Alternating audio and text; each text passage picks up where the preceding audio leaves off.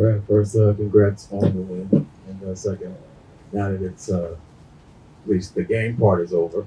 How are you feeling about how everything went tonight? First praise my Lord and Savior Jesus Christ. And for me, it's tonight was awesome. To be back in a city that has helped me grow as a man. From drafting me on my 19th birthday, being here for 11 years, it was a lot of good memories, man. And that tribute video was awesome. It was more than appreciative of it. It just reminded me of everything on and off the floor that I've contributed and encountered, and just took a moment to embrace it. Be a little selfish in that regard, and just embrace what I've done here. And tonight was awesome. Tonight was awesome. And obviously, once the game started, you got started. Maybe speak to how you were able to get cooking early. I guess I know this gym a little bit. But for me, it was I haven't shot it too well the last few games, and it was just good to be able to just get in a good flow and good rhythm, and it's no better place to do it in your old home. So I was just fortunate, man. My teammates were encouraging, uplifting, and they really wanted to get the win for me too. So that was a big feeling, and to just get going, like you said, man, it was crazy. Once the ball was in the air, it's just like a normal game. It was just a normal game, and I enjoyed every moment of it. Just enjoyed the process, enjoyed the fun. Did the mask bother you at all? Honestly, ironically, it didn't.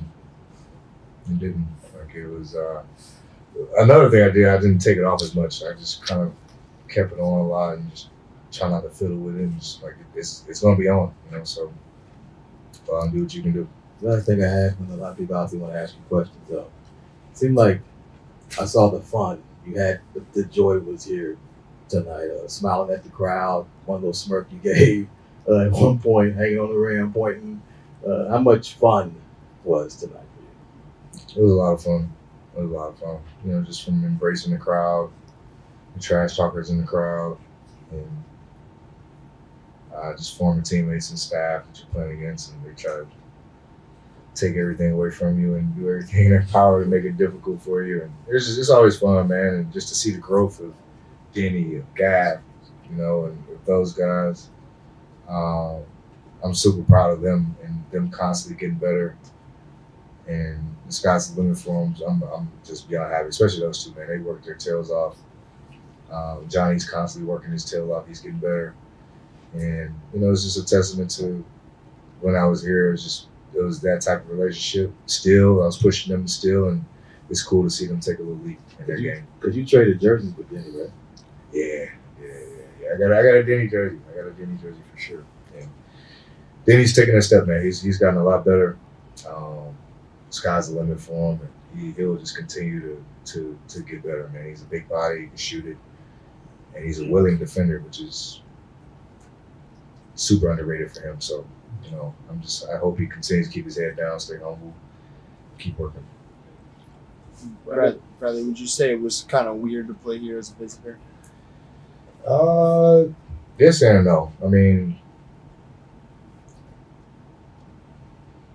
It wasn't really weird. It's weird going to a different locker room and things like that, but it's a game. It's the same game I've been playing. It's just a different team. It doesn't change much, man. It's kind of felt natural, honestly, just being on that floor because I'm used to the line. Like, I know where the lines were. I knew where everything was, like without even having a second guess. But it just kind of felt like a normal game, man. Yeah. Given that this team did trade you, how important was it to you to play as well as you did tonight? I didn't want to play well for that reason. The team made its decision. It was a mutual decision back in the summer, and it wasn't a spiteful or like a disgusting, divorce. Like it was a good separation. Like there's no hard feelings in it. You still want to kick the team that traded you's ass for sure, but you don't. That wasn't on my mind the whole night. It was just get the win. We want to finish our road trip off strong, because we slipped up in some games and we wanted to definitely make sure we capitalized before we went back home. What degree of love did you feel from the crowd pregame and then during introductions, and then when a couple trash talkers apparently? It's a lot, man. It was a lot from being in the hotel, arriving in the city, to seeing security at the airport, to bus drivers, to getting to the hotel and seeing local people in DC, and like it was a very cool experience the last few days. Being back in the building, same thing, like the security guards, people who take care of this building on a daily basis. You guys, interacting with you guys, crossing paths with you, like that was fun. It's good to be able to see a lot of familiar faces. That kind of just motivated me to play a little bit harder too. Just being appreciative for everything everybody's ever done for me here. Being appreciative for where I am and the team that I'm on now, and what we're able to do and what we're trying to achieve, and just trying to just go out there and be the best version of me I can be, and help this team win. So it was fun, man. Brad, being that this is your first time playing for a different team in your career, what has that transition been like for you? It's been a transition. I mean, it's been an adjustment for sure. You go from being very ball dominant to now you share that dominance with two other guys, and three, including Nurk. Three other guys, and it's a sacrifice, and it's also an adjustment of learning your different role. My role is totally different here than what it was. So it's a process, but it's one that has been really working really well for us. I mean, we're still trying to be a healthy team and all in one. I think we've only collectively played 20 some odd games together healthy. So it's a little sample size, but we've had a lot of success in that. We know what we can do. We know what we can continue to get better at, and we're just pushing towards that every day. And then you said it was a mutual separation from the Wizards. Did you feel like it was time to go down a different path, or what made you feel that might have been the best? It was kind of a little bit of both. I mean, it was definitely a kind of where are we going from here? Position of the status of where we were as a team, potential guys we can actually sign, given the status at the time, and then it was kind of me being selfish in what I wanted to do with my career, how long I had left in my career on my deal, and things like that nature, and just kind of how I wanted to foresee that, and it just all worked out well. Mike and Will were awesome in their transition of taking over the team, and I think they'll continue to do a lot of good things here in DC. And it was very plain and simple for everybody.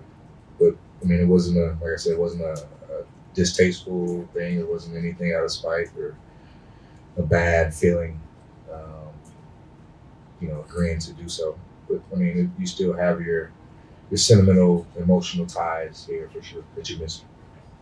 Brad, you talked about the transition from being asked to do everything here to being one of the three-headed monster, like Frank said. Is that almost, I doubt it, but is that almost a relief, or how do you react to that? How do you emotionally adjust to that? Are you like,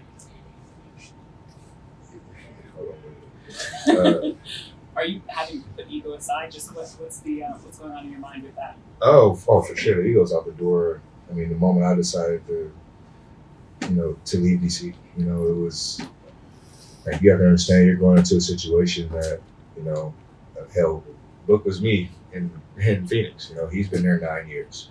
So you're going somewhere where you're helping another guy uplift his team and uplift him as a player and uplift his status. And we have K, one of the best to ever touch the ball. So for me, it's how do I fit into that? And the thing I love the most about them two is they tell me to be me. Like, we need you to be yourself. Like, we didn't bring you here to do anything other than that. And so that's very encouraging to me. That's very uplifting. That's what kind of helps mold and make that transition a lot smoother when you have guys who are selfless like that. Brett, back here. Just I don't know. I doubt it was a game plan, but was there a general understanding of your teammates to kind of get you the ball and give you a chance to put up 43 points today? It wasn't like something we talked about in the locker room, but you kind of sense the energy of the team, like that's what we were going to do. And I'm not mad at it. Yeah. The last two, holding the NBA. Brad, what does this community and city mean to you? A lot, man. The city is awesome. Like I said, it's a team that drafted me at 19, and I remember walking on F Street and walking into this building the first time, and it's always been home to me, man. It's been an unbelievable ride, the highs and lows, good and bad. You know, I've embraced it all here, and just being involved in the community and people that you meet, and the relationships you build. I think that's one of the things I miss dearly. You know, there's a lot of truly genuine good people here. Unbelievable place for me to raise my family and get that started, and you know, I'm just super blessed, man. I've had a great 11 years here, man. That's unheard of to be in one place for one time. So I'm just happy for it. Yeah. What did it mean to you to hear all those cheers from the crowd as you exited the game? It was awesome, man. It was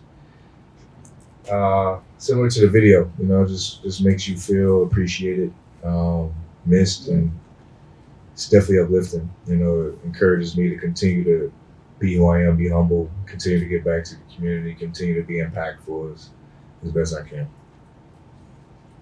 Right. It was almost 4 years ago. You and Tosh led that march. Mm-hmm. And I just wonder what your memories were of that day and kind of like what that meant to you in terms of being a part of the city, being a part of what was going on at that time, and being a voice in the city. Yeah, the Juneteenth march was I always credit Tasha for that, because she was the biggest voice in getting us all acclimated and making sure that we said something and we actually did something. And that day specifically was one of the most powerful days probably in our organization. Just to be up front speaking in front of those people, like it was. It's hard to put in words, man. Like for me, I was like definitely in the moment, understanding just the tough time we were in as a society, and here being in DC, like we have a community that's impacted by unjust systems, by a lot of unfairness in our communities, poverty communities, financial disadvantages. Like there's a lot, and so the city needed a voice, and as much as people look up to us, as much as we may not like it, we are role models, we are celebrities, we are the voice of a lot of people, and a simple, nod from us or a simple gesture from us goes a long way, and I just thank Tosh again she encouraged me to make sure that I did and was on the forefront of being a voice for the team, being a voice for those who aren't heard, whether things get done or not. It's obviously up to those who have the ultimate control, but you can't not say anything, you can't not do anything and, say you're affected by something. I think it's important that you put your foot forward and give back and speak up as best you can, because there's a lot of people who don't have that voice, a lot of people who can't have access and reach to those that we can.